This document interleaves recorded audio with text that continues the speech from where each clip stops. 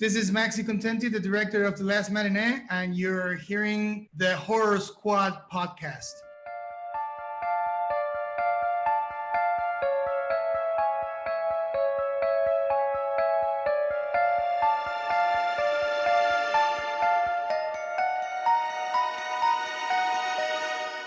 Hello, welcome back to the Horror Squad podcast. This is episode number 243. Tonight we're talking about The Phantom of the Opera from 1925. I'm one of your co-hosts, Todd. We have Joe. We have Steve. Boys, how are we doing today? Doing good. You know, it's Labor Day, the day we're recording this, so an extra day, an extra vacation day is always good. But now I'm prepping for my trip to Florida with Joe, which we're going to next week for Halloween Horror Nights and Mickey's Not So Scary Halloween Party, which means two things. One, got to get my shit in gear and start packing early, so I'm not like every single fucking time I leave packing at like 2 a.m. and with 10:30 p.m. Walmart trip with stuff that I forgot about. And I have to watch those HHN movies, so there's just to be refreshed on the IPs that they're using for their houses. So that'll be my assignment for the week. But looking forward to it. It'll be fun.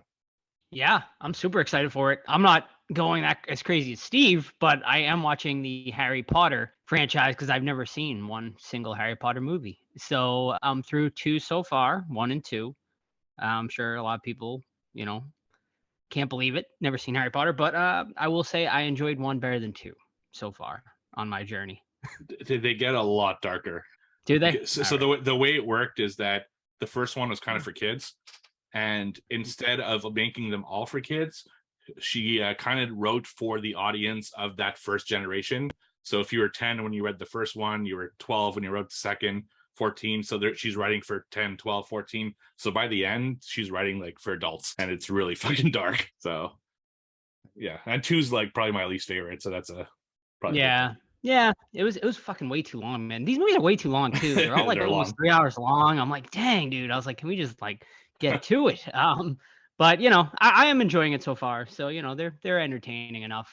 But yeah, other than that, I'm ready to go too. Never experienced Halloween Horror Nights before or Mickey's Halloween Party, so I'm really excited. I've been like looking at some of I've been trying to avoid the Facebook groups though, because I feel like they're getting a little spoilery at this point. So I've kind of put them on pause. But yeah, I'm really excited. I think I'm most excited probably for the Michael Myers Halloween House at Halloween Horror Nights, and then probably Black Phone. I'm really interested to see what they do with Black Phone. And then after that, like the IPs kind of go like they don't have as many IPs this year. You got the Universal Monster one, which should be cool. But then they got The Weeknd, like of all people, which is like, okay, apparently his music videos are spooky. And then it's all originals. For the originals, they're doing a witch one, so I'm definitely most excited for that one. Yeah, awesome. What about you, Totter? Nothing. Labor Day, we made some ribs on the barbecue. Went on like a drive-through safari the other day, so we fed some zebras and some emus. Those guys are crazy, man. The birds, they look like fucking straight velociraptors. Like they're very shady. Like they're hard to predict what they're gonna do. So that was fun. Had some cows and deer and all that shit. That was fun stuff. But I've never seen Harry Potter either. I've seen bits of part 1 where they're playing chess, and then one where they're like driving in a bus and it shrinks or something. But that's about it. So yeah, I've never got on the Harry Potter train myself either. Yeah, Joe will definitely benefit from watching them because their Harry Potter parks are fucking amazing.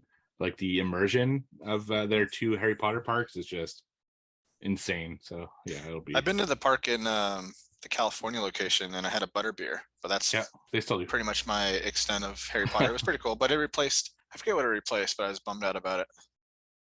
Yeah, here I think it replaced Jaws. So yeah, definitely a bummer there, but.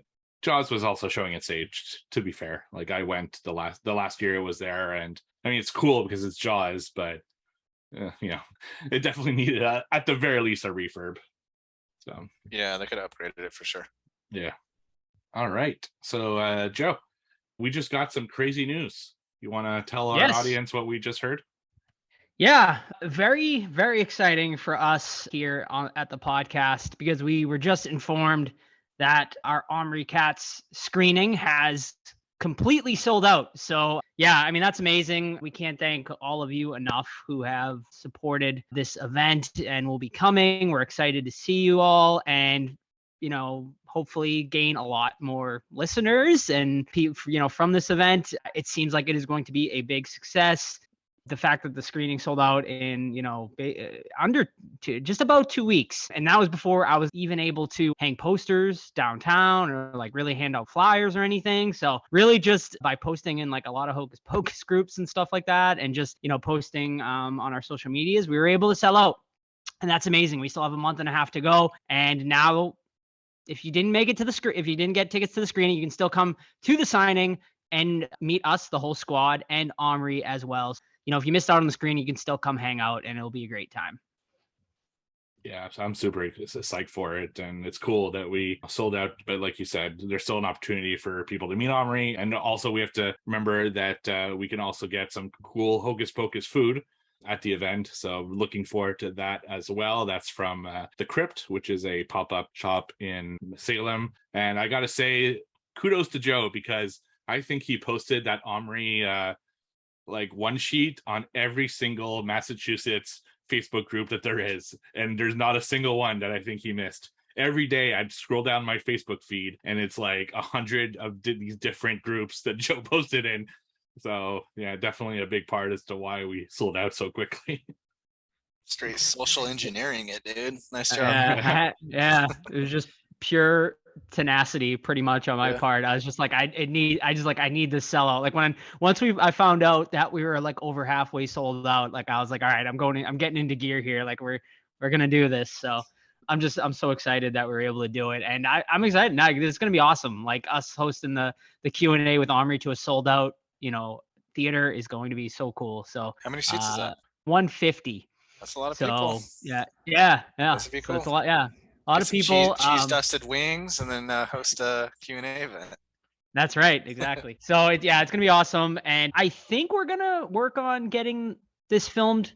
I'm really gonna try, and then we can get it up on our Horror Squad YouTube channel. So for those of you that can't make the Q&A part, we'll be able to see it on YouTube. So I think we're gonna be able to make that happen. And also, I'm not gonna officially announce it yet, but keep your eye out, as a pretty big horror publication reached out, and they are also going to be writing a little article up about the event. So stay tuned for that as well. Absolutely. So that's awesome. Congratulations. Yeah. Awesome. Good job, you guys. You guys are killing it. Yeah. Especially you, Joe, with your it's crazy. constant. I really did find every single Hocus Pocus in Massachusetts Facebook group I possibly could. Was that the Boston Knitting Club? Oh, yeah. With Omnicrats. All right, that's awesome, Joe. But before we get into the news segment, let's hear it from the man's own words, Omri, for the event. It's me, Omri Katz, aka Max from Hocus Pocus. Just here to let you know I'm going to be in Salem, Massachusetts on October 22nd at the Silver Moon Comic Store starting at 1 p.m. I'm going to be signing some autographs and meeting fans and whatnot. And then after that, there's going to be a special screening and a Q&A hosted by the Horror Squad podcast at Cinema Salem. So I really look forward to seeing you guys there, and don't miss it. And also, I cannot forget this because I don't want it to be overshadowed.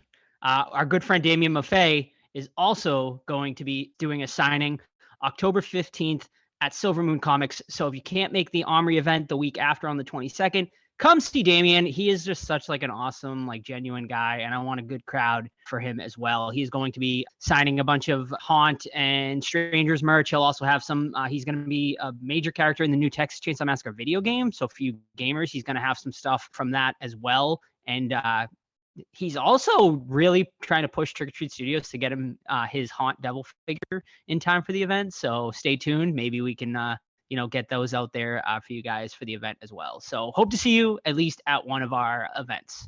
All right. So you guys ready for some horror news now? Yes, sir. All right. First bit of news here. I don't know who's seen it yet, but I certainly watched it. The Winnie the Pooh Blood and Honey trailer released this week.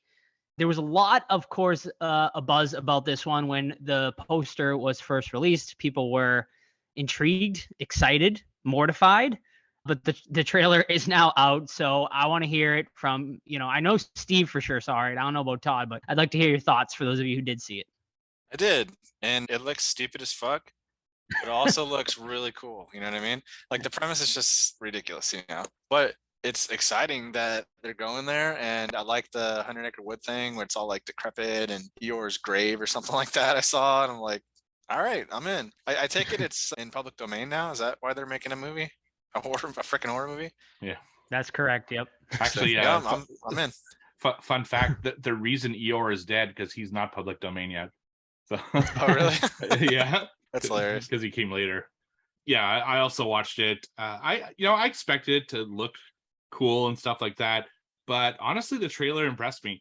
It looked better than I expected. When I first heard the thing, I thought it would be kind of a to be original type deal, where the idea is cool and the poster's cool, but the execution is just absolute dog shit.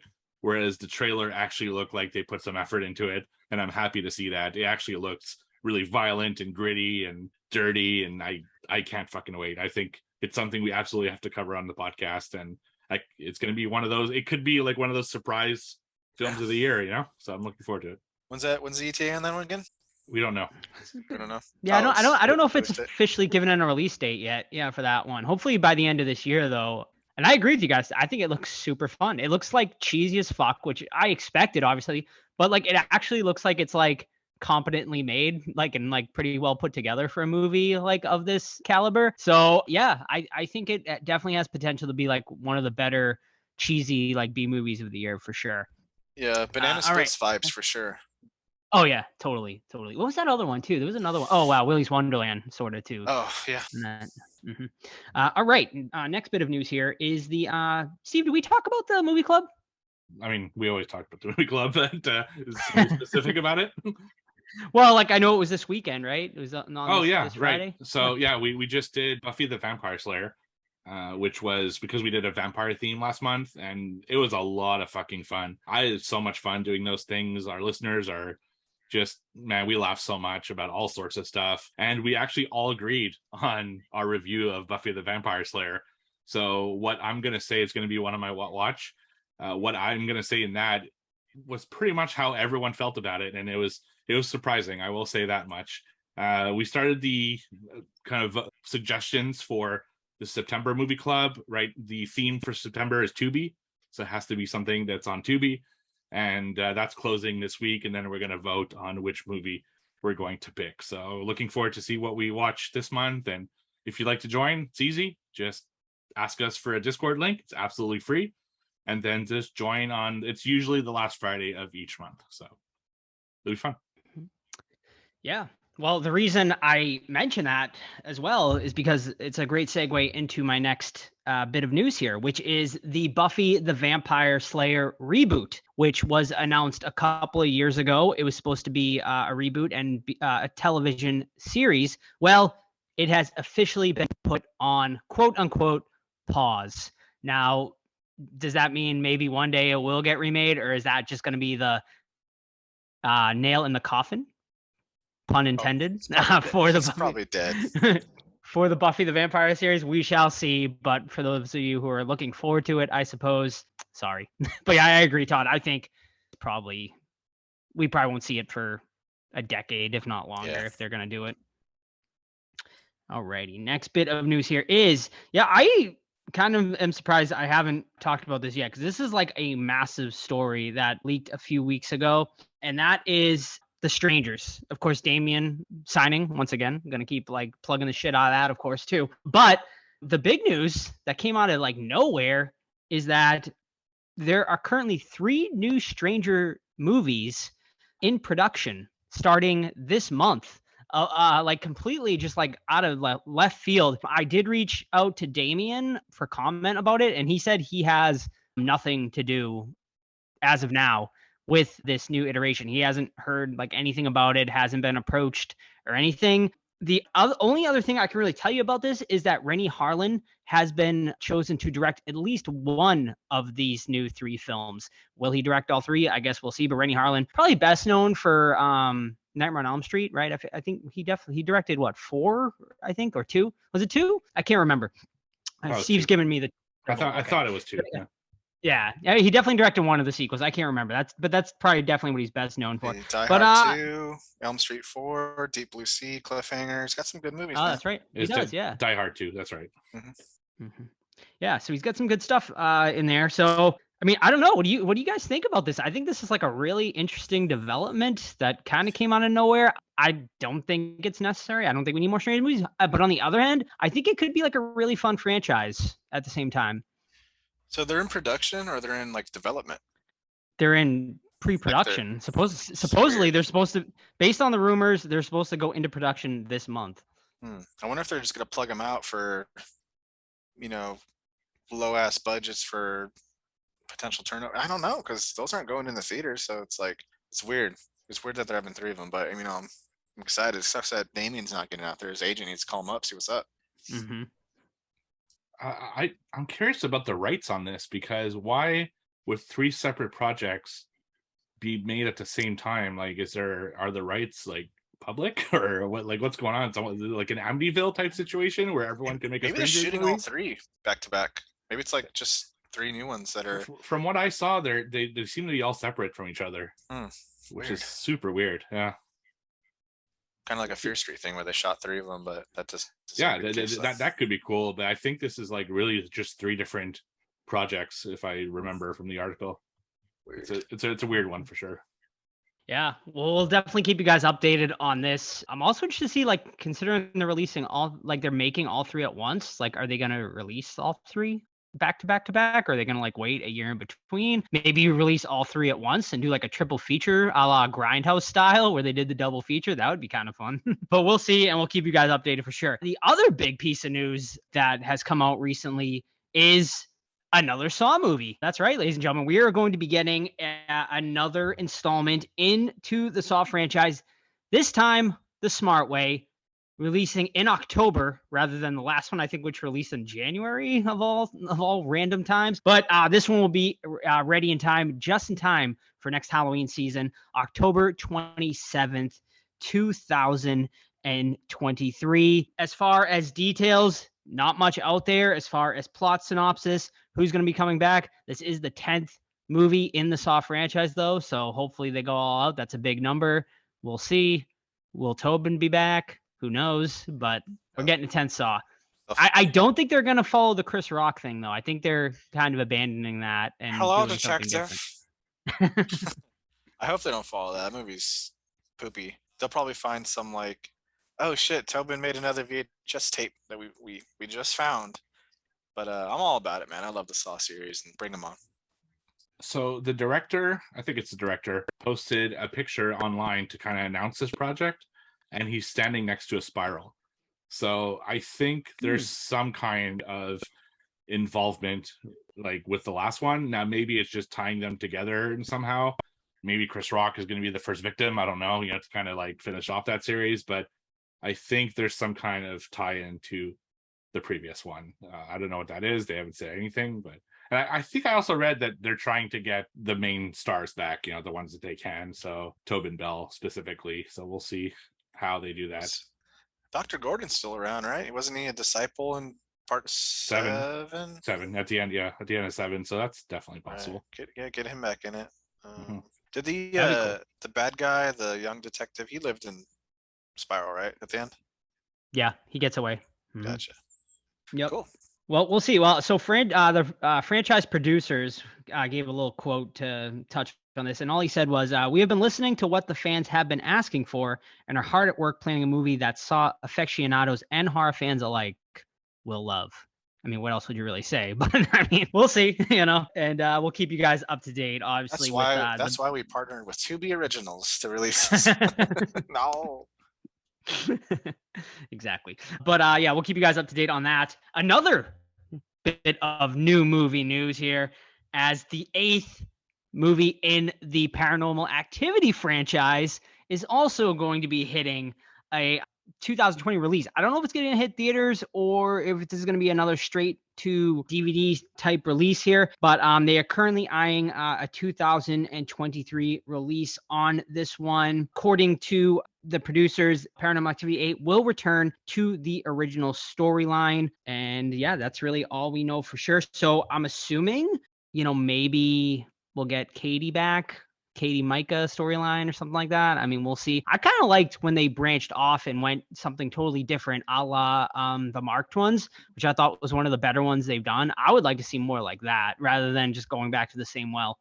Yeah, I agree. Hopefully the directors know that it is a Paranormal Activity movie this time, because the last one, it's like they picked a movie that was completely random and just decided to slap Paranormal Activity on it and say, oh, yeah, this is a new Paranormal Activity film. It was actually decent too, but it had nothing to do with that series whatsoever. So hopefully they go back to the formula. But I agree with you. I think Marked Ones was really cool. Even the other one, the one before it, I forget what the subtitle was. The one that's like in Mexico, was pretty good as well. So there could be some potential there, but I don't think they're going to go back to Katie and Micah. It's too far away, and it's like kind of Tobin Bell situation. They've been dead for so long that getting creative ways to bring them back is going to be difficult. Mm-hmm. Well, horror fans or because if you've never had the opportunity, well, actually none of us have ever had this opportunity, because for the first time ever, Trick or Treat, however you want to call, whatever you want to call it, is going to be coming to theaters for the first time ever, ladies and gentlemen, on Thursday, October 6th. At all Regal Cinema locations. So if you want to see Trick or Treat on the big screen, now is your chance. Ooh, so Regal's killing it. I got that on the Dead ticket 3D on the 30th of October. So that's cool.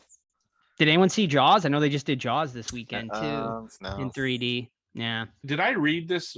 I thought Regal just went bankrupt like 2 weeks ago. At least they declared bankruptcy. Am I wrong in that? It's something I thought I read. Mean, I didn't hear it's that. possible. It's possible, but you can still like declare bankruptcy but still be in business, right? Like a lot of companies have done it. So it's just it's just a way to yeah, right, exactly. So exciting news there. Just a couple more stories here. Nope 2 ? Nah, leave it alone. Well, Jordan Peele has come out recently to say that he does not, the story of a certain character has not been told yet, and he would like to expand on the Nope universe. Ooh. The character in question is Mr. Nobody, and he never made the final cut of the movie, but he can be seen prominently in the first Nope trailer. He's walking down the street, but you never see him in the movie. And apparently he is a character that Peele really wants to address and develop. Now, it's not anything definitive or anything like that. Nothing's in production or anything, but I guess the seed has been planted for a potential Nope 2 down the road. Talking about Nope is like sending out the bat signal for Sam. Like, right. Okay. I know she just came out. She heard Nope, she ran. Yeah. I don't know. Like, I guess we'll see. I don't know. Right? We don't know what that character is really like. Does he have a cool backstory? I just prefer to do. I like Peele doing these completely different movies every time. So the idea that he's going to start revisiting stuff is like not as interesting to me than him just keep churning out completely original ideas. So I guess we'll see. Yeah, I agree. If anything, I would love to see Stephen Young's characters. I thought he was the highlight for me, and we didn't get enough of him.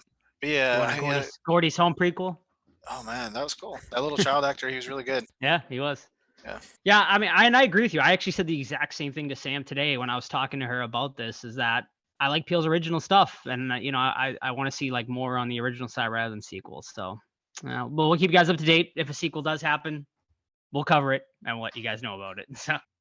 All right, and the last bit of horror news tonight I wanted to touch on was Freeform did announce their 31 Nights of Halloween, which is usually the kickoff, for the beginning of all the new spooky season stuff. Now, of course, they're going to play Hocus Pocus 100 times, and they're going to be playing it on October 22nd. Now, of course, none of you are going to be seeing it on October 22nd because you're going to be at our event in Salem that night. So, make sure you boycott that. No one watch it that night. So they're going to be premiering also a few new movies this year. First and foremost, Halloween 2018, which is pretty cool. Also, they're going to be premiering Get Out for the first time, A Quiet Place, Happy Death Day, and Happy Death Day to You, two of Todd's all-time favorites, I know. And, of course, the 1992 original Buffy the Vampire Slayer. So a couple of new fun ones. And also this year they are doing something called Pup and Knowledge. Now, for those of you who know, of course, Pup Up Video, from the VH1 days, they are doing a couple of Pup and Knowledges for Tim Burton's Nightmare Before Christmas, Hocus Pocus, and Beetlejuice. And those will be on October 16th, 17th, and 18th. So yeah, if the full schedule you can find over on Freeform's social medias and website. But there you go. And that is it for Hard News this week. Very cool. What do you guys think about the Wednesday Addams trailer? Did we ever talk about that? I think we talked about Without You. Yeah, we talked about last week Without You. Yeah, Oh, I thought it looks great. Well, fine. Well, you were late. I wasn't late. Joe was early. What did you think about it? It looks cool, man. Like, I'm into it. She plays she's a good actress, dude. I'm really excited to see more. She's of her. great. Yeah, she's great. All right, we got what watched? Yes. I got one that I've been itching to talk about. Let me pull it up real quick. And this one is a fucking nightmare. It's 2022's The Requin, and it's a great white shark. And it's not, this movie, man, it's over on Amazon Prime, not for free though, and I rented it. I'm an idiot. But it stars Alicia Silverstone, and I don't know if it's like she was just like the 90s it girl and she was cute and bubbly, so we looked past her acting ability, or she's just phoning it in. But she is terrible in this movie. Like, everything about it's bad. Not only her, it's her husband, the CGI, the green screen. The green screen's like something you would do in like a high school film class. Like, you throw up a green screen and then you find something that looks like, oh yeah, this looks like the ocean, let's put it there. Premises, some people are on like a island kind of hut thing that like kind of overlooks the water. Hurricane comes in. No one thinks to get off the fucking beach in a hurricane, but they don't. Somehow the fucking house rips apart and is able to float perfectly in the ocean. So it floats out in the ocean. And then we wait like an hour and 5 minutes before a shark comes. It's terrible. There's a lot of relationship drama in it. Like I said, all the effects are just awful. There are some cool like severed legs and stuff and severed limbs and things like that. But overall, this movie is easily the worst one of 2022. It's got a budget, and the director has a lot of things under his belt. It's a foreign director, but man, I do not watch this. Even if you're a shark movie guy, it's fucking bad. So The Requin, I don't even know what the Requin means. It's shark in French. Le requin. The shark. There you go. The Le requin. The shark, whatever you want to do. It's currently on Letterboxd as a 1.1, so that's a fucking terrible rating. I give it a half star. It's awful. Don't watch it. All right. My first one tonight is David Cronenberg's newest movie, Crimes of the Future. This one stars Viggo Mortensen as well as Kristen Stewart. This one is fucking, man, talk about a bizarre ass movie. So basically, oh man, I don't even know exactly how to explain this one, but essentially, like, we're in a post-apocalyptic future where like body surgery is like the new art, and essentially Viggo Mortensen's character has found a way to be able to grow new organs out of his body, and he's able to continuously grow organs so they can perform surgeries on him. And yeah, and like, man, it's like it just gets weirder from there. But basically what they say is that like surgery is the new sex. Like, they don't have regular sex anymore, and like performing these surgeries provides like sexual gratification for everyone. And like, that's basically the entire story. Like, it's, there's not much else going on here besides that. It's just like a lot of really weird body horror and stuff like that. Viggo Mortensen is continuously trying to push the limit. At one point, they want to perform an autopsy on like a child that basically like they find out he has like some sort of special biomechanical like thing in him that is supposed to like save the planet. Dude, this movie is so fucking weird, and I don't even know if I fully understood it, honestly. Like, I'm having trouble explaining it because it's fucking out there. Like, it's really fucking out there. But I like enjoyed it. Like, for I don't know exactly what I watched, but it was like entertaining like while I watched it. But like, I don't think it's like a horror movie like at all. Like, this is like just straight and pure like science fiction. There is some really cool like body horror elements to it, but it's not like going to make my top 10 for horror or anything. But I do think it's definitely worth a watch if you're a Cronenberg fan. Like, you know what you're going to be getting into with this. But I think this is one of his weirdest movies he's ever done. At the same token, weird enough that I think it's worth a watch. Now, some people are absolutely going to fucking hate this movie. I already know it because it's so fucking ambiguous and weird in its messaging. But I'd say check it out. What's the weirdest thing he grows? Like, we talking like buttholes on his forehead, or just like extra? No, screens? he just grows. Like random shit. Like kind of like tumors almost. Like he grows like tumors inside of his body. Like he's in constant pain, and like he has to like be in this like weird like machine that's kind of like connected by. It almost looks like body parts. Like, and it's like plugs into. It's fucking, man. It's out there. That's all I can say. Awesome. So my first one this week is from 1992, and it is Buffy the Vampire Slayer, which I watched over on Disney Plus. So this one follows a young woman by the name of Buffy Summers. She's a cheerleader at a school, and she's preparing to to organize this big dance for the ozone layer. Remember when that was the thing? And meanwhile, a character called Merrick, that's played by Donald Sutherland, comes in and tells her that her birthright is that she needs to hunt vampires and kill them. So he tries to convince her that she needs to do that, and eventually convinces her that she does. And she has to fight legions of vampires that are led by Lothos, played by Rutger Hauer, and his assistant Amelin, played by Paul Rubens. And then there are other vampires as well, one played by David Arquette, and she has a new boyfriend with Lou Perry. And that's basically the plot of the movie. I'm actually the one who suggested it for the movie club. I didn't think it'd win, but I'm the one who suggested it because I remembered it really fondly. My sister used to watch it all the time when I was a kid. And that was actually the consensus with everyone that we reviewed on the movie club, is that we all remember it very fondly. And unfortunately, we all agree, man, this movie does not fucking hold up whatsoever. It's I mean, it's not terrible or anything. There's some fun to be had, but the acting is cringy on the most part. The story's kind of dumb. There's some really creepy shit in this movie. Not like, oh, vampires look cool, they're creepy. You know what I mean? Like, Donald Sutherland goes into the women's bathroom and kind of stalks Buffy, and they're all underage and stuff, which is creepy. And then there's a scene where Buffy lies down on Rutger Hauer in the middle of the night in her nightie and stuff like that.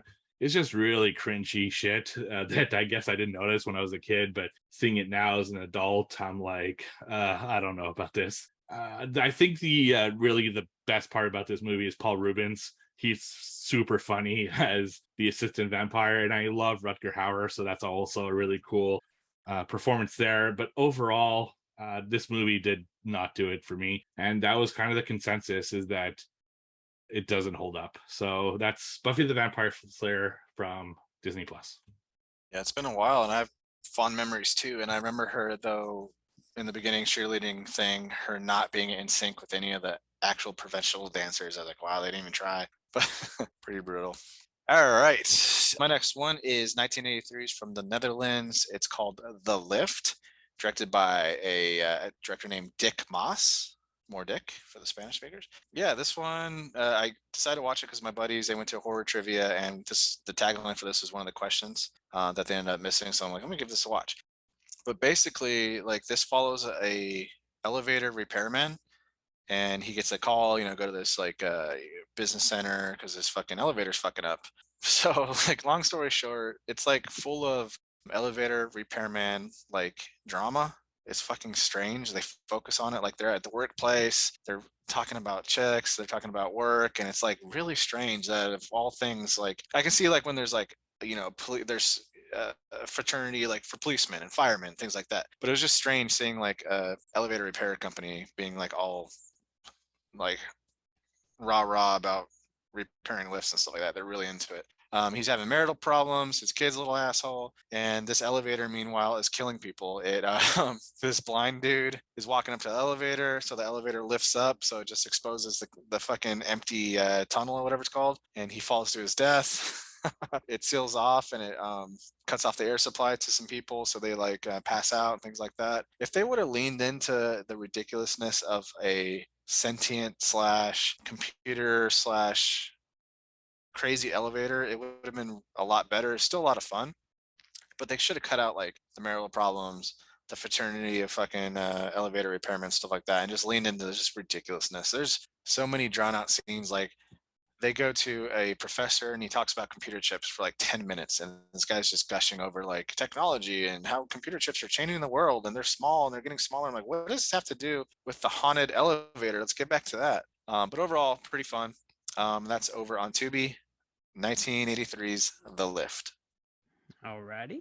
My last one tonight is a Shudder original titled They Live in the Gray.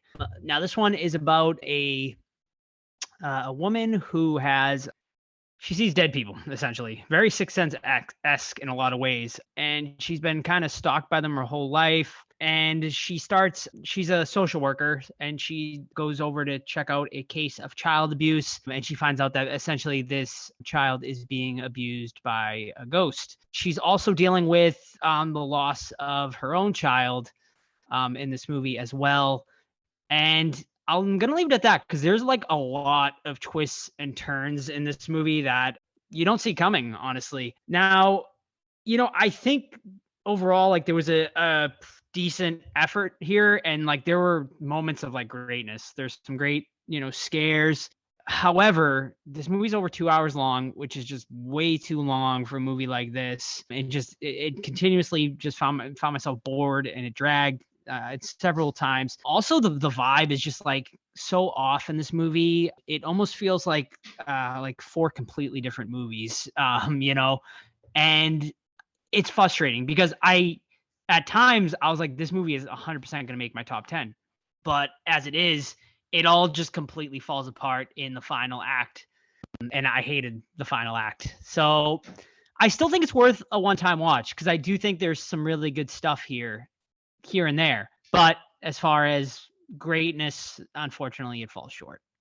Is that a 2022 film, though, Joe? It is, yeah. Mm-hmm. Cool. All right. So my last one this week is also a Shudder film. It's a 2022 film as well, and it's called Watcher. So in this one, a girl and her boyfriend move to Romania, which is where his family is from because he has a job there. And, they just start moving into this apartment, and she doesn't have a job there, but he does. It's an important job. And it's kind of a fish out of water story where she doesn't speak the language, she doesn't understand the culture. He's always at work, so he's not really there helping her too much with the translations or kind of, what to do. And all of a sudden, she's looking out the window and she notices someone from an apartment on the other side of the street just staring at her. And she thinks it's creepy and weird, but, kind of thinks nothing of it. But then, another night she goes back and he's still there in the window, like just staring at her and starting to creep her out. And from there, it just kind of falls more and more where this guy is essentially stalking her through the cities or through like the Romanian town, and she's getting freaked out about it. She doesn't know what to do. Meanwhile, she keeps like calling the cops and sending her boyfriend over to see what's going on, and it's kind of ruining that guy's life. And it's sort of becomes a thing like, is he actually doing something malicious, or is there something else behind it? Now, I won't reveal that because that's kind of the whole point of the movie. I think the movie is actually pretty good. It's a lot of tension, especially if, this is having weird dudes follow you. Like, I know a lot of women have to face that constantly, and I can see how that could be triggering, having this weird guy always being around you and possibly wanting to hurt you. There's also a side story where there's a serial killer out and he's cutting people's head off. So she thinks, he might be doing the same thing to her because she kind of matches the kind of victims that are, in that town. And it's a slow burn for sure. It's really kind of a slow descent into her mind, and also him kind of popping up more and more. And I think the ending is okay. It's not the greatest ending, but overall, I think it's a good story. The main actress, her name's Maika Monroe, is fucking fantastic. Like, she really carries this movie for most of it. So that's it's a tough feat. There's a lot of scenes where it's just her kind of hanging out, trying to figure out Romanian life, and she does a great job of it. So I would recommend checking it out. It's called Watcher over on Shudder. Watcher. Never even knew her. Huh? Office reference, anybody? Huh? Yeah, it's a good one. Thank you. All right, Right. trivia. Trivia.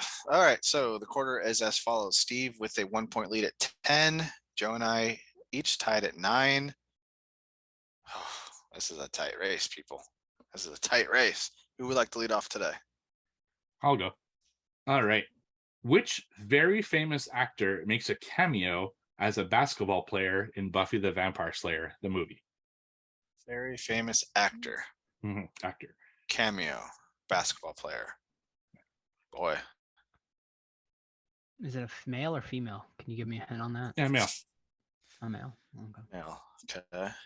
Very famous. What Mhm. year was this? What year was Buffy? 90. 92. 92.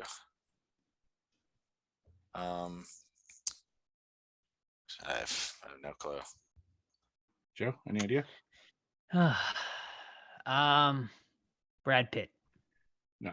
There are actually a lot of like actors that had super small parts in this that became famous. Ricky Lake. You had Seth Green. You had what was the other one I was thinking about? Thomas Jane. It's like super weird. They're all like in the movie and they weren't famous at the time. But the one I was looking for is a very young and unknown at the time Ben Affleck. Oh, Oh. Yeah. Nice. And I kept looking for him because I knew I saw like the trivia before, and I'm like, oh, is that him in the background? Is that no? You like fucking super clearly see him. He has a scene when one of the basketball players becomes a vampire, and he howls at him while he has the ball. He's like, no, it's all yours, man. Yeah, so that's the scene that he's in. So super interesting. Yeah. all right. I thought for sure you guys knew that. I don't know. No, not at all. It's been a while since I've seen it. And I made sure not to like talk about it during my review. I was like very conscious of not saying it. Go ahead. All right, I'll go next. All right. So, Phantom of the Opera related trivia. Oh. Christ. Let me trigger my 1925 memory. Right. This famous composer would go on Andrew to make Lloyd the Webber? infamous. Yes, correct. Jesus. Disqualified because you didn't get that question out. No. Andrew Lloyd Webber? Yeah. It's funny because the movie came out before he was born, but missing that score was like, oh damn, because I really like that score. So it was like it's like a complaint about something that I can't complain about because he wasn't alive for it at the time. But All right, I'm gonna need closest within 1. You can go over or under. From Kayla. Saw was filmed in how many days? the first one, Correct. let's go 14. 14. 25. 25. Both are over the threshold. It was 18 days. Wow. And she Crazy. said there are no exterior shots in the film because the production couldn't afford them. Wow. I gotta rewatch that. It's been a while. It's fucking amazing movie. Yeah, that's a series I'd like to binge at some point. For sure. Yeah. Mhm. All right. Another Phantom of the Opera Oh, related question. Who played the Phantom in the 2004 version of Phantom Robert of the Englund. Opera? Wrong. Gerard Butler. Correct. fuck. Opposite. I Patrick actually enjoy Wilson. that one. That's Yeah, right. it's really good Oh, yeah? actually. Wow. Yeah, Patrick Wilson and Gerard Butler going at it. Emmy That's cool. Rossum. Emmy is Rossum's the Christine. yeah. Yeah. Mhm. That's a good cast. It's probably my It is a good favorite cast. version of Phantom of the Opera. I think as far as the movie goes. Mhm. All right, tagline. Ooh. This one's actually one of you guys will get this one. The tagline is Harry's out to steal your heart. My Bloody Valentine. Correct. Yay. Yeah. Sweet. Okay. Let's see. Which one do I want to do? It's a Todd original. All right. 4 clues. 4 clues. This is one of the clues. Henry, Portrait of a Serial Killer. Clue number 2. Eating a lot. Number 3. Can I guess? Sure. Yeah. Slither. Slither's correct. Nice. Number 3 would have been Space Slugs, and then the final one would have been James Gunn. I got what you were putting down there. Yeah. I when I was in line at Fan Expo, Michael Rooker was the line next to where I was for Charlie Hunnam, and I stood in that line 2.5 hours. So I just watched him Jeez. interact with fans for 2.5 hours. He Oh, he's stayed great. he stayed the whole time, and he was super fucking animated. Yeah. Like he's jumping over the table, he's hugging people, he's joking, he's making funny faces. He was on. When I met him, he wasn't on at all. He was kind of pissy, but it could have been just a bad day, you know. But he was Yeah, really maybe he's having embraced fun. it. Oh yeah, he's been having a lot of fucking fun. So it's good to see. Yeah. I met him around 2017-ish, and he was really, really nice too. Mhm. So maybe Yeah, just had a rough day. Yeah, well, he wasn't mean or anything. It's just he was just kind of like, yeah. Yeah. I'm here to sign shit. Yeah, basically. Okay, so I'm just gonna put a little warning on this one. You're only allowed one guess each, Okay. just because there aren't a lot of options. Okay. All right. Lon Chaney was the first choice to star in another Universal Monster movie as the titular character. Which one? So there Dracula. aren't. It's correct. all right. He was tapped to play Dracula, but he passed away before the movie was filmed. Wow. Wow. Yeah, and it's crazy because you look at pictures of him and he looks like an old man. So I'm like, how old was he? Fucking 47. 40. Ew. I'm like, Eight. God damn, that's like not far from me. You know? Well, it's also Yeah, almost 100 years 1925 ago. is way different. 47, but life expectancy was a little lower. yeah, I wonder what if Bela Lugosi would have been famous had he not started Dracula because of that. Yeah. Never know. All righty. My turn? Three. Oh, no. No, I think it's me. 3 letterboxed reviews. Oh yes. Guess the movie. Number 1. Hot siblings alert. Oh, crazy. That could go in really. Alright. Number 2. I honestly don't see the big deal. He's just hungry. He's just hungry. Hot siblings. And number 3. This one will be the giveaway. Okay. I watched this with my peepers. Jeepers Creepers? Jeepers Creepers. Mm. Okay, so Darian, his sister. Hot. Got it. Yeah. Okay. My turn, right? Mm-hmm. You guys want a 4 clue or do you want a standard question? Whichever. 4 clue. 4 clue it is. Thank you, Joe, for participating in my question. All right, clue number 1. Doctor. Hmm. Clue number 2. Photographer. Saw. Saw correct. Nice. Son of a I had bitch, you guys Saw are on after it today. Doctor, but I didn't want to. That was Yeah. good. All right, let's count them points. Well, Steve maintains his lead at 13. Joe and I both got 2 apiece, so we remain tied at 11 apiece. And I'm just going to put a little asterisk on that. Spoiler alert, we recorded next week's episode before this episode. So Oh, shoot. the points won't match. So just letting that out there. Just So go with it. just go with it. Yeah. It's just the way it had to be because of me and Joe being gone in Florida. So there you go. A little inside baseball there. That's funny. And what are we in a year then? Let me add those to the year bracket real quick. 2, 2, 3. I like to give you math. 2, 2. Well, I got the automatic math here. Okay, I am still in the lead with 47. Joe right behind me 45. You at 40, Steve. All right, I think you had a rough. You had a rough summer. 2 months ago. Yeah, you had Yeah. 3 weeks back to back with only 1 point each. Yeah, that was my COVID period. Yeah, you just fucking slow brained it up. Yeah, I couldn't think. All right, you got Phantom. Yep. All right, let me pull this bad boy up real quick. All right, Phantom of the Opera, directed by Rupert Julian, 1925. A grotesquely disfigured composer known as the Phantom haunts Paris's opera house, where he's secretly grooming Christine Day to be an opera diva. Luring her to his remote underground lair, the Phantom declares his love, but Christine loves Raoul de Chagny and plans to elope with him. When the Phantom learns this, he abducts Christine. So a silent film, you got a score here, you got title cards explaining what's going on, so that's fun. Yeah, this one, basically what the Letterboxd synopsis says right here, you got an opera house that everyone goes to because, you know, theater was huge back then, right? You have this fucking Legend of the Phantom where like the stagehands and the actors and actresses are like, hey, do you guys see the Phantom? At first he's kind of like, is this a real guy? Is it everyone just fucking around? Are they seeing stuff? You see little silhouettes of him in his little hat, and then they look over there and he disappears. So cool stuff like that. But then we start seeing more stuff. We have a bunch of letters being written by the Phantom that gets delivered to these dudes, which in the beginning I thought was hilarious, where they're selling the opera to these rich guys, and then they sign the paper and they're like, oh, by the way, this fucking place is haunted. And they're like, what?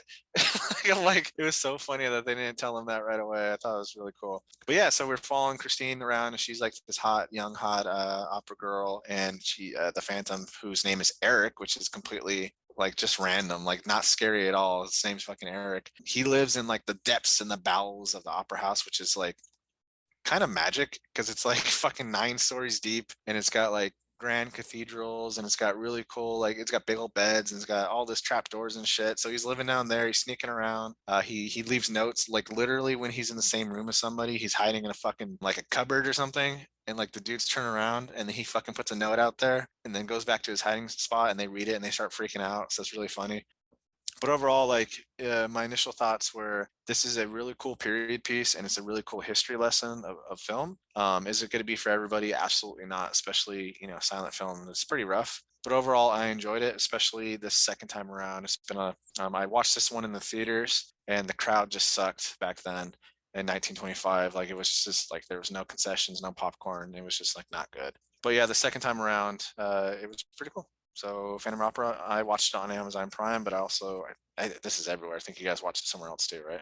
Yeah, I watched it on Screenbox because my subscription isn't expired yet, so you can watch it on there as well.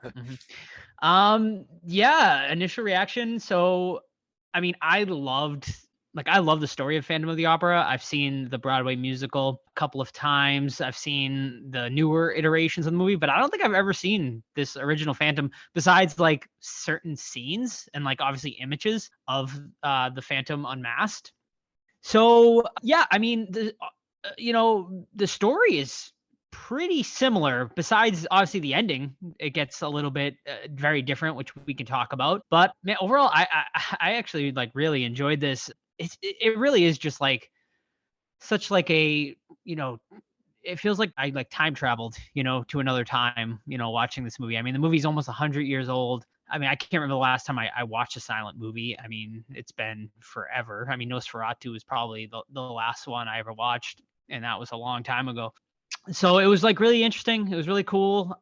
You could just like, I just like was taken back to like what this must have been like back, like going to a movie was like an absolute like experience, you know, back then. And I can't imagine like what the budget for this movie must have been, because like it feels really big for a movie like that was made 100 years ago. Like the set pieces are like really impressive. Like I don't know if they filmed it like at an actual opera house at times or whatever. I mean, I really haven't like done a deep dive into like how this was all done. But what really impressed me the most was the use of colors, like for a movie like this. Like, you know, like when you go to the Phantom's lair, it's green.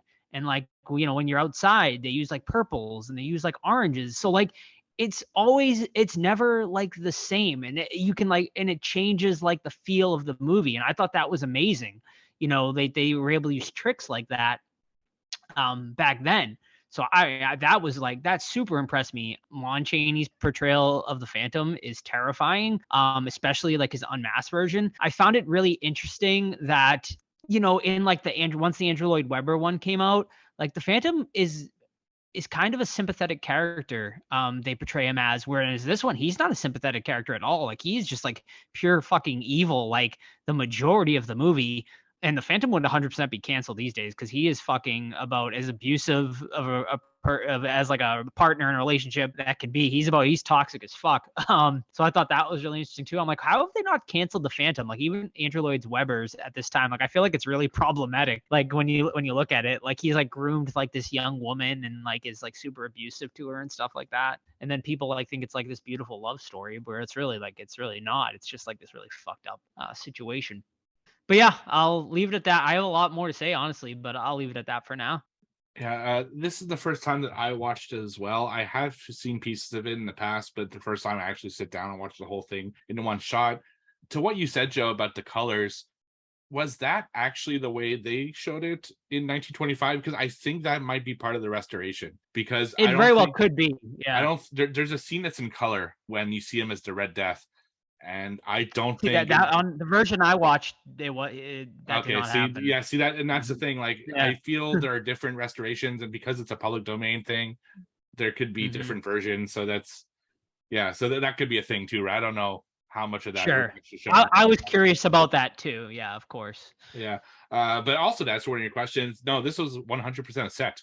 In fact, part of the set is still there today. They're so afraid that they're gonna break it if they move it, that they just left it like in peace as part of the theater. So that's what happened with that. I actually really enjoyed it, like a lot more than I thought I would. When we did the vote for a Universal Monster movie, which is how we got here, I was convinced that Creature of the Black Lagoon was going to win.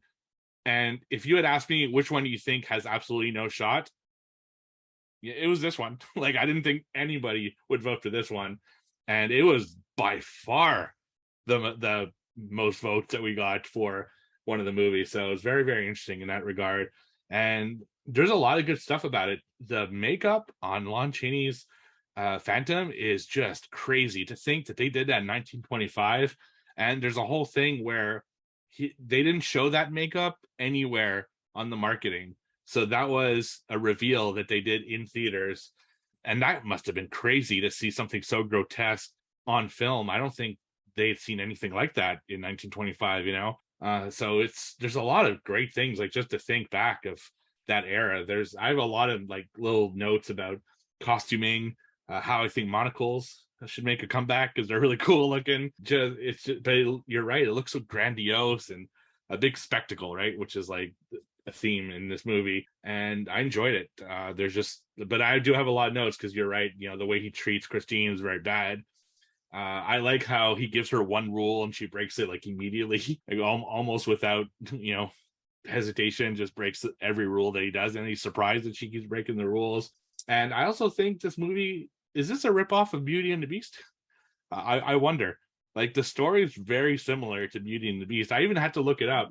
What came first? So this came was before written. Beauty and the Beast, right? No, really. This was written in 1910, and Beauty and the Beast was written in 1740. Okay. Yeah. So, yeah. Kind of is then, for sure. Yeah. They're both in France. It's about a girl who gets captured by a beast or a monster, and then there's a guy who's trying to get her back, and then there's the villagers that come and like, you know, it's like basically Beauty and the Beast when you look at it. That's a theme with all these movies, though. There's always like pitchforks. There's always like, let's Right. burn the witch, and it's a hashtag though. Gaston wasn't wrong before we move on, but No, that was basically my overall thought. I do have like specific thoughts, but I liked it a lot.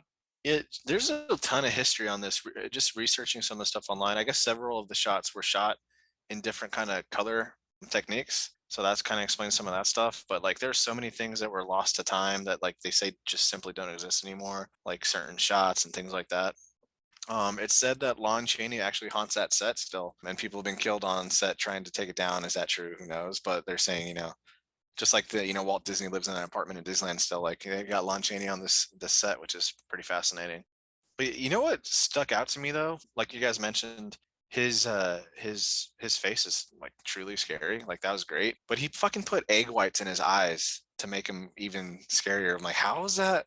That is, one, gross, and two, it's like probably breaks a bunch of safety standards now. But back then obviously they didn't have a lot. But the stagehand guy towards the beginning, he had a really realistic severed head prop. Did you guys notice that? I was like, holy shit, did he murder somebody? Like, I thought that was like a murder in the movie, but no, it was just a really good prop head. And I thought, like, damn, these guys are really good at their craft back then. It was insane. Oh yeah, like the makeup like on Lon Chaney blows my mind. Like for something that came out in 1920, like it looks like something you would do today, like in like a horror movie. Like it's mind blowing that they were able to just the makeup. Like, I mean, kudos to whoever did the makeup on this. I mean, I'm sure they're credited. He did it himself? Yeah. Wow, that's fucking wild. Wow. Talk about talent. Mm-hmm. That's crazy. Wow. Well, he did amazing. I mean, it looks absolutely amazing. Yeah, I got a couple notes here before I think Steve dives into it because I think he has a lot more than I do. Yeah, sets are awesome. The underground shit is awesome. It's cool. But some things that were funny to me is like when he first takes her through like the wardrobe glass thing, her boyfriend like freaks out. I'm like, just fucking break the glass, you idiot. He's like trying to figure out how to move it around. My favorite title card or whatever you want to call it, when they're in like the heat room, they're like heat, intolerable heat. I thought it was just fucking really funny. Every person at the end, literally every person in that town is chasing Eric, and I thought that was so like unintentionally hilarious because everyone's just like, let's fucking get him, dude. Everyone's got like they're sprinting, they have like a really cool chase, and then they fucking beat him to death. I thought that was so like it's like watching Jaws in '75 and people not having seen a movie like this. I can't imagine what was going through their fucking heads. Like when he's first revealed and he does like the point, like he points at her, that's fucking terrifying. And then when they beat this fucker to death at the end, I was like, holy shit, like that was cool too. But those are mine other than his name being Eric. Like, come on, we gotta get something more grand than that. I know. I feel like must have like fainted like in the theaters, like at the sight of Lon Chaney when they first saw this. Like I can't imagine. I wish I could see like there had to have been just screaming and just people running out of the theater. Like yeah.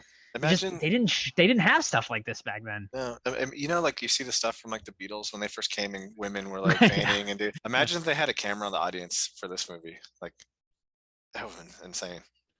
No, I mean he's terrifying looking. Like man, when he's like riding, has Christine at the end, in the horse carriage, and just like his fucking like mannerisms when he's on that horse, just like whipping the horse to make it go faster and stuff. It's like he's so fucking creepy looking. Like there's some great and I mean I love his Mask of Red Death costume as well. That's really badass looking, which they perfected. I feel like in the 2004 movie that it looks amazing in that one as well. But I mean, yeah. I mean, if you can ever, I mean, it is like I said, it's very. Andrew Lloyd Webber really took this and, in my opinion, like elevated it in a lot of ways. Obviously, like I mean, I think this original is great. But, like, I really feel like he made it better, which is rare to take something like the original source material and make it better. But I did, and I mean, that's why it's one of the longest running musicals Broadway, and if you haven't seen it, and you can have the chance. It's really like quite a amazing experience. But one thing that they don't do in Andrew Lloyd Webber's, which obviously they can't, that they do in this, the fucking chandelier crashes in the audience and just fucking crushes people to death. I was like, that is fucked up and terrifying, especially like 1925 audience, like to see that, like, holy shit. I loved that scene. I thought it was great. Yeah, absolutely. That was really awesome. Another piece of trivia that, I mean, some of our audience might not know, maybe you guys do, is that Lon Chaney Jr., his son, is the Wolfman.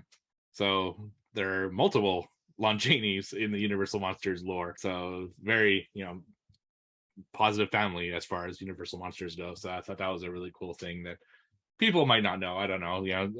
The movies, like, they're this old. I know a lot of people refuse to watch anything like before 1960. My wife being one of them. She refuses to watch any of these movies, whereas I really dig them.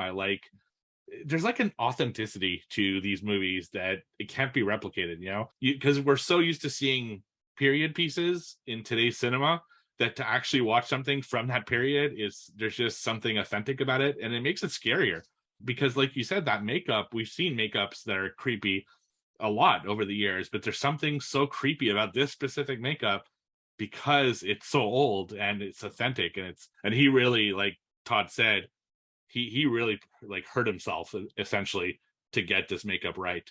He would pull his skin, he would have his eyes like wide open, like taped that way, and just he really suffered for his art so that he could bring this character to life, and it was impressive. Some of the other notes I wrote, like you said, I love the Red Death costume. I think it's fantastic. The fact that he changed his costume, I thought was just really cool. It's something that wasn't necessarily needed, but that was awesome. And I love the end about this because, like, the end, the whole movie is about him trying to get away because of his tricks, right? His lair is essentially like an illusion house, right? He's a magician.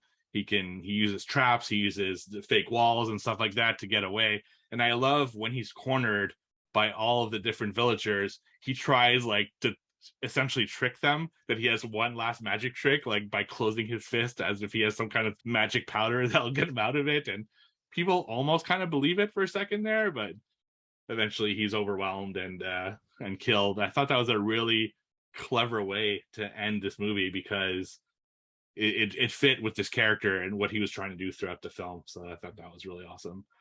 Now, I don't know if I, maybe missed something, but Christine, she's dead, right? Did she die when she fell off the horse? Like, it didn't look that bad, but it seemed like she might have been dead. Like, I wasn't sure. I don't think so. Her Okay. boyfriend, I forget what her boyfriend's name is.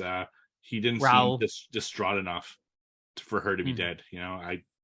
I don't. She think seemed lifeless though, so like I wasn't Gosh. sure if so. it was I thought it was more exhaustion from having Hmm. gone through that ordeal. okay. So it cost, according online, about $1 million to make this movie, which is about Wow. 17 million in today's money. That's crazy. And it made like 4 million overall. But I don't know if that's in 1925 or since it's been released, but pretty crazy. That is crazy. What do you guys think of the score? So obviously, the score that we're used to for Phantom of the Opera is such an iconic score, right? Andrew Lloyd Webber's score is one of the best ever, in my opinion. I think it's just absolutely haunting. So to have a different score for this story, I thought it was solid, but I kept thinking in the back of my head, I kept thinking like, oh God, I wish that Andrew Lloyd Webber like theme would come into play at some point. But I will say this, and this has been something throughout my whole life, I fucking love organs. Whether it's in church or at a hockey game when I was a kid, the sound of an organ always like resonated with me. I think it's creepy, but it's also great with the hockey. That was fun. And it's something I wish people used more in today's scores, and they don't. A lot of hockey places now play like regular music, and I miss that time where it was just a dude just playing the songs, and churches a lot don't have the organs anymore either. They're usually like in the background, like a huge fucking organ in the background, but people don't play it. It's just music they pipe over the PA system, and it's a forgotten art. I think that should be brought back because it's a creepy music. Mm-hmm. The Boston fans, the Bruins and the Red Sox both still have organists. Oh, really? which is That's really- great. Yeah, they do. It's really cool. I thought the score, the organs and stuff here were good. Like you said, I mean, it's tough because like you're waiting for that big haunting, phantom Andrew Lloyd Webber type music, which you don't get. But I thought this just reminded me of like haunted house music, kind of like background haunted house music, but like good for like, the time and stuff like that. It was like it had like definitely the spooky vibe going on. Nothing like overly memorable that like I can like if I hear it again, like I'll be like, that's Phantom of the Opera. But like it did its job. Yeah, absolutely. And some of it didn't match tonally what was on film at the time or on the screen at the time, but I mean, yeah, serviceable. Yeah, absolutely. What about stupid ass Christine pulling off his mask when he's like, come on, what do you expect? His one rule? Yeah. don't take off my mask. Yeah, right. And the cheeky bastard, she's like fucking slowly like got that little shit-eating grin on her face, and she's sneaking behind him. Fucking yeah, he's pissed off. Like he's fuck ugly. What do you expect? Like he's mad. But fuck Right. Eric. Eric's a piece of shit, dude. Oh yeah, He's totally. a Like you fucking said, like massive piece of shit. yeah, I mean, and Andrew Lloyd Webber, like I said, really softened him up. Like when he did the musical, like they tried, like because they made him like a little more handsome. They did the half mask instead, so he's like handsome on one side, but kind of so like you can kind of see why Christine was sort of like entranced by him. Whereas in this one, like he's just never a good person. Like whereas like in the other one, like he's kind of seems like he's like a little romantic, like kind of sweet and make him a little soft. And he does get obviously like pretty evil towards the end, but then he like his good side kind of comes out and he lets Christine, go in the end and stuff like that. Sorry, spoilers for those of you, I guess, who have never seen the Andrew Lloyd Webber Phantom. But I liked that they just kept this just pure fucking dark and just like pure horror in this one. It was really cool to see, which I didn't know. I've never seen this ending before. So I thought it was great that they changed it up. What about the underwater trap that The her traps, boyfriend in? period. Like his saw traps. Where does he have the Well- he's a mechanical engineer or something? Like he's off Well, time? they explained early on in the movie in one of the title cards that this opera house was built on top of like old torture chambers from like a long time ago. Okay. So yeah, so I'm assuming it's just like the old torture mechanisms that were still. And You Eric's know, just fucking around down in- there. Apparently, yeah. Why? That shit's funny. Why does he sleep in a coffin? Is he Because just it's- so he's emo, dedicated? bro. Is he so dedicated to the Phantom persona that he sleeps in a coffin? Like I was wondering that when they revealed that. I was like, okay. I mean, I took it as like there was nowhere else to sleep, right? So like, are you gonna sleep on the floor or are you gonna Well, sleep on like he a has a bed in coffin? the other room. Was there a bed? Okay. Yeah. Then yeah, it's totally just to make it extra creepy. He's saving the bed for sex, though, man. Right, yeah. He's saving it. I thought it was probably just like a 1920s. We're gonna shock you because he sleeps in a coffin kind of thing. Right. I thought he was just being a little melodramatic bitch with it. Like, I'm gonna, Mhm. you know what? I'm gonna sleep in this coffin. I'm gonna show them. Like, that's what I took it. Oh, and by the way, who the fuck is this random dude just hanging out in like the like in the basement there? Who just like is like he's like warning, don't turn around, Right, don't right. come back. Like this His- guy just his kind of like hang butler. out down here. Yeah. Where'd this dude come from? What did you guys think of the reveal of the guy who'd been investigating the Phantom there? Like he's kind of foreboding throughout the whole story, and then all of a sudden he reveals Right. himself to be someone who's working on getting the Phantom. Like, were you surprised by that? I mean, I guess I was surprised, like, right? Like, honestly, for a lot of the time, I thought that was Joseph Bouquet. I got confused by the two of them. I thought they were the same guy quite a few times. So when he did finally reveal himself, like, oh, okay, so that's not Joseph Bouquet. All right. I was just like, it was to me like lackluster, but I was like, okay, I'll go with it. Like, he's helping. Yeah, some information that could have been brought to everyone's attention earlier. Right. This guy's kidnapping people. Yeah. And did you guys notice right at the end, they throw the Phantom or Eric into the river, right? That's how they dispose of him. Did you guys notice that 3 of the villagers also fall in the river and no one gives a shit? It's just Yes, like- I rewound did. I rewound it because the first guy that falls in just fucking falls in, like for no reason. He's by the edge and then he does a little bunny hop. I'm like, what's this guy doing? I hope he didn't die. Like maybe they're gonna hold him underwater, make sure Eric's dead. I don't know, but I thought that was pretty funny. I just took it as like everyone was charging like so fast that like some of them just lost their balance and like fell into the water. But It's just So a you- good Did old they make fashioned this- mob, dude. did they ever make like a sequel to this or anything, or like the Phantom Returns or anything? don't think Quasimodo, Hunchback of Notre Dame. Yeah, right. No, I don't think so. And I also want to ask you, Joe, you didn't see this in the Broadway show, right, Todd? No.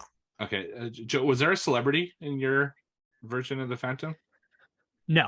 No, it was No. just unknowns. Yeah, Just when a- when I Yeah, saw just- it, I think it was Peter Criss. It was one of the Kiss members. Oh my god. Really? Yeah. That's Wow. interesting. Dude, Meatloaf would be fucking perfect. Yeah, he would have been He good. would Yeah. have been He would have been cool. fucking rocking it. Yeah. It is. You know what? I have a new respect for it. I'm even gonna bump it up after talking to you guys. But how do you guys feel about the mob mentality at the end? Right or wrong? Just beating this fucking guy to death, throw him in the river. I mean, wrong by today's standards for sure. 1925. I mean, standards. back 1925 standards, it was probably more normal. I They're guess. probably all you high know? fived afterwards. Like, all right, let's go get a beer. Like, I mean, he did kill a lot of people. Like Yeah. he was Right. so he was like a piece of shit. So they took justice into their own hands. Was it the right thing to do?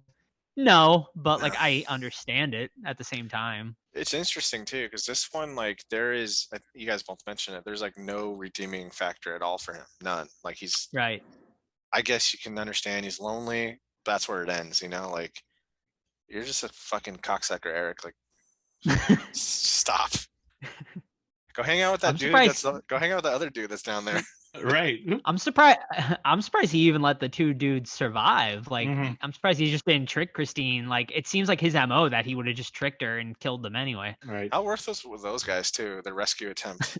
Yeah, the whole movie is Bad. spent with them trying to save her, and it was like this random dude who's like, "Hey, he killed my friend, and he's the one who actually got the job done." So those two guys were fucking pointless. You know? It's fucking terrible. Yeah.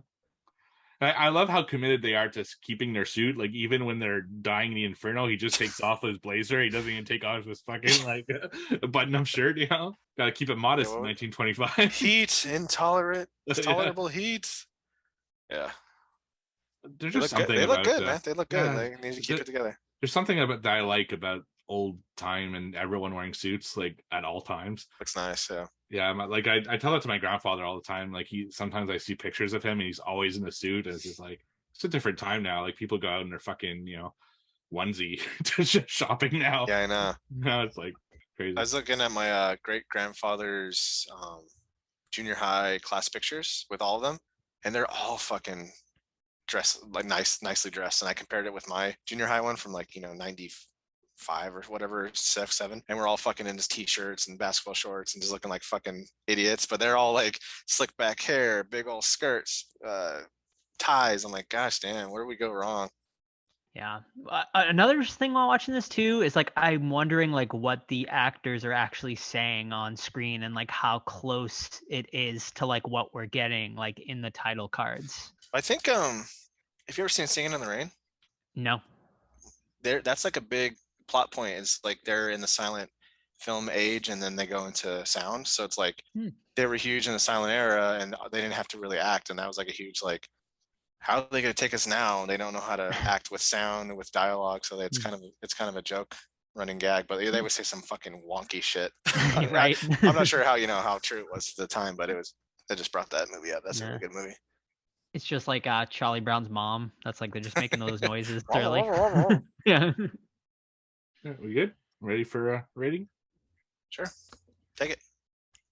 All right, I'll go first then. So I really liked it. Like I really had fun watching this. It was better than I expected it would be. The makeup is great. The story is great. Now the pacing sometimes was a little slow, and it's not my favorite film of the Universal monsters that I've seen, but I still really enjoyed it. So I gave it an 8 out of 10. Yeah, I really liked it too. This is like a really hard movie to rate though at the same time because like we're going back to 1925. Like this is not the same type of movie we're normally used to reviewing. I do agree there's definitely some pacing issues. I mean, even at 78 minutes, like I started at times to feel okay, like can we move along? But still, like I think this was a great movie for its time. Just the image of Lon Chaney as Phantom is just iconic, and it's still scary to this day. Like it's still like I thought was awesome to see it, and I just loved the dark approach that I was not used to seeing with Phantom. So I thought it was really cool too, and I'm gonna give it an 8 as well. Yeah, I mirror everything you guys said. Is it something I'll ever watch again? Probably not. I might try one of those other remakes later on. But yeah, he's super scary in this. He's a piece of shit. And it's awesome too, like seeing stuff like this, especially from 25. Like you see a movie from like, 1916, you can research people and some of them are still alive and stuff like that. No one's alive from this movie, I don't think. That'd be pretty old. But it's really cool going their IMDb profile, looking what they did, what their careers went, where they ended up retiring, things like that. I always love researching stuff like that. Originally, when I saw it some years ago, I put it at like a 2. And I don't remember why, but now when I watched it, I put it at a 3, and then talking to you guys, I bumped up to a 4 because it's like you said, Joe, it's hard to rate because it's not a movie we're watching a lot of, and I doubt we'll ever cover. It's gonna be a long time before we cover a silent film again, maybe Nosferatu in the future, but that one's hard to get through too. It's scary, but it's also pretty hard. But yeah, I'm gonna keep it 8s across the board. And Christine made it all the way to 1993. So wow, yeah, it's pretty crazy to think it is. She made it that far. But especially when did Lon Chaney pass? 1930. So wow, that's crazy. That's so he died 5 years after this movie, huh? That's why he died. That's why he wasn't in Dracula because he died before. Oh, that's right. Yeah, and that was 33, I think. So wow. What did he die of? Let's see here. I had it up. Say? It did say. It says no. It just says throat hemorrhage. Throat hemorrhage. Oh, jeez. Wow. What's that mean? How old was he? 47. Wow. Okay. I mean, I feel like that was kind of old for like in a little bit in those times, but hey, they saw some shit. Yeah. Oh yeah. They look rough for that age. That's. Dang, how old was Christine? She must have been like fucking like 90 when she died. 80 or 90? Yeah, she looked about 20 and 25. 90. So she was 90 when she died. Wow. That's a good run. Nice. Yeah, I definitely want to do this again though with the Universal monsters. Maybe make it like an annual thing, maybe or once a year Yeah. we go through the other Universal monsters. And We should just start in Definitely. sequence. We got this one down. What would be next? Dracula? I think Dracula's next. Yeah.